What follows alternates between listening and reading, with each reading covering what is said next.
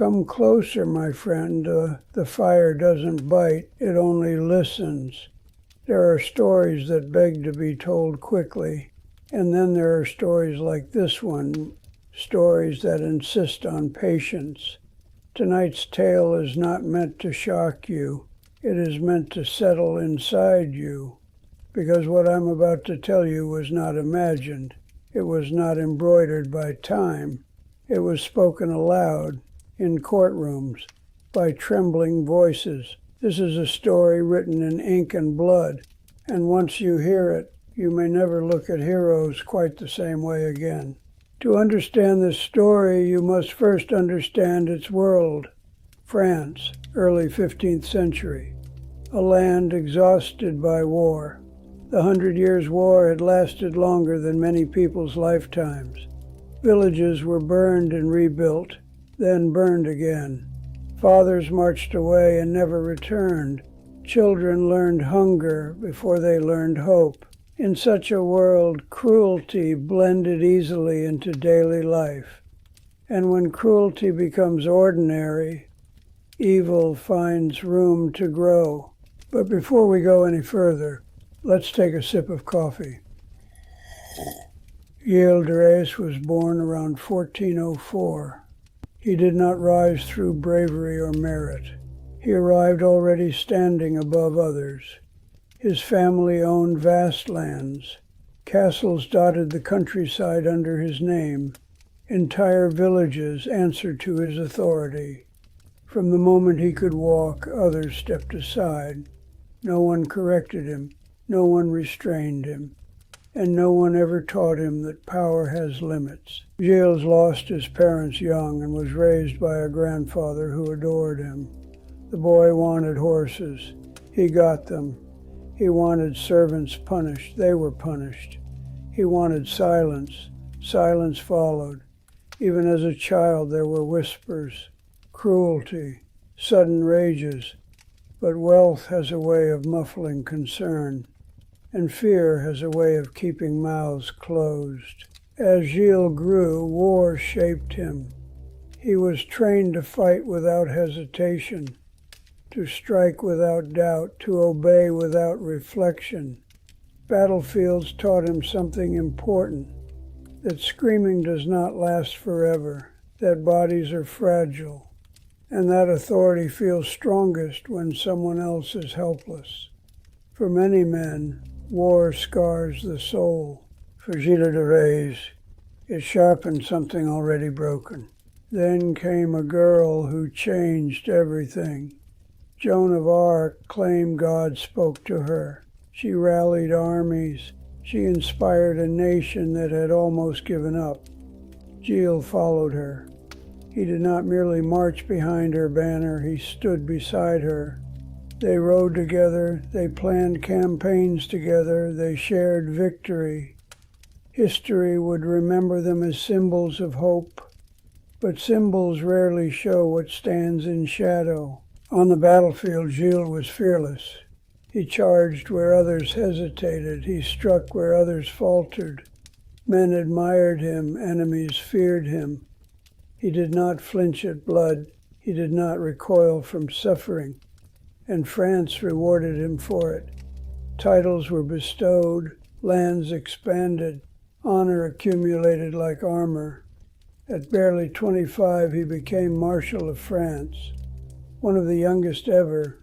Then Joan was captured, and she was imprisoned, tried, condemned, burned alive in 1431. Gilles watched history consume her, and when the flames died, he walked away, alive.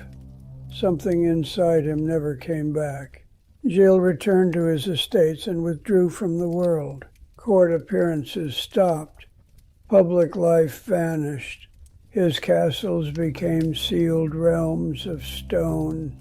Inside them, time slowed. Rules bent. Authority went unquestioned. These walls did not echo with laughter. They swallowed sound. At first, Gilles tried to drown his unrest in excess. Banquets that lasted days, actors hired to perform elaborate spectacles, gold spent as if it would never end. But indulgence lost its power. The more he consumed, the emptier he felt. And when pleasure failed him, he began to search for something darker.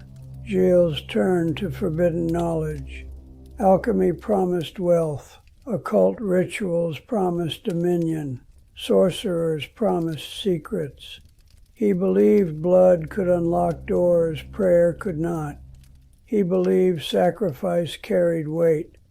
And he believed he was entitled to whatever knowledge lay beyond the veil. Around his lands, children started vanishing. Mostly boys, mostly poor, mostly unnoticed by those in power. Parents searched the forests, they searched the roads, they searched the rivers. They found nothing.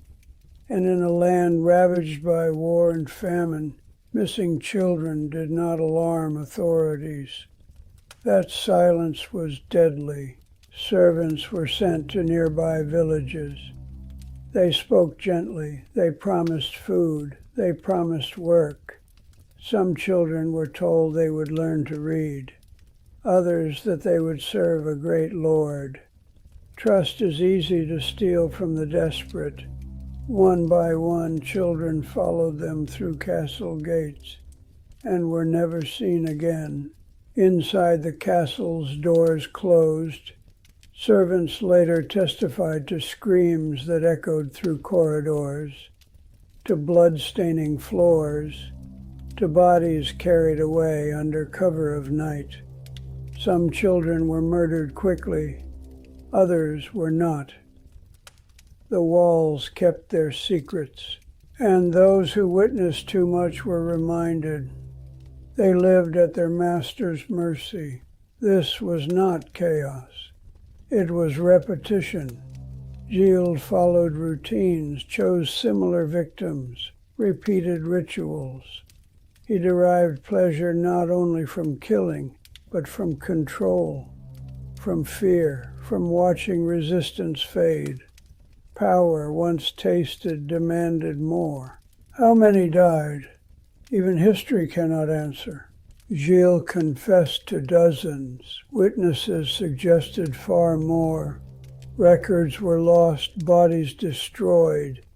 What remains is pattern, frequency, consistency, enough to know this was not rumor, but habit. Eventually silence cracked. Servants whispered to priests. Parents begged for intervention. Fear spread across villages. But accusing a noble was dangerous. Power still shielded Gilles, until it didn't.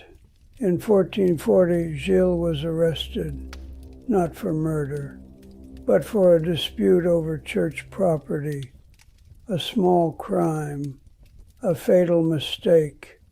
Once imprisoned, witnesses came forward, and they did not stop. The courtroom filled with horror. Witness after witness told the same story, the same castles, the same methods, the same outcomes. Their voices trembled, their accounts aligned. Denial became impossible, Gilles confessed, not in rage, not in panic, but calmly. He described his crimes in detail, as though relieved to finally speak them aloud. Some said he sought absolution. Others believed he simply no longer cared.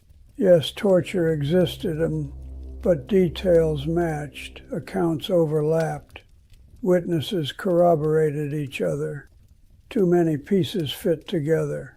The truth stood firm, even under doubt. Gilles de Rais was found guilty of murder, of sexual violence, of heresy. The sentence was death. No privilege remained.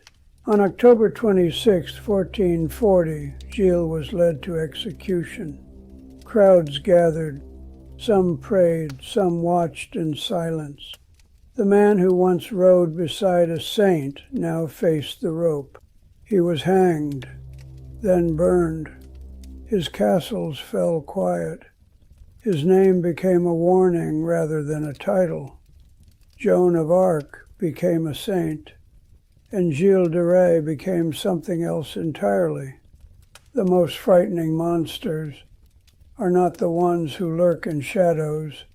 They are the ones who stand in daylight, wearing honor, wearing trust. That is why I tell these stories, not to frighten you, but to remind you I'll be here again when the fire is lit and another truth waits to be told. Until then, take care of one another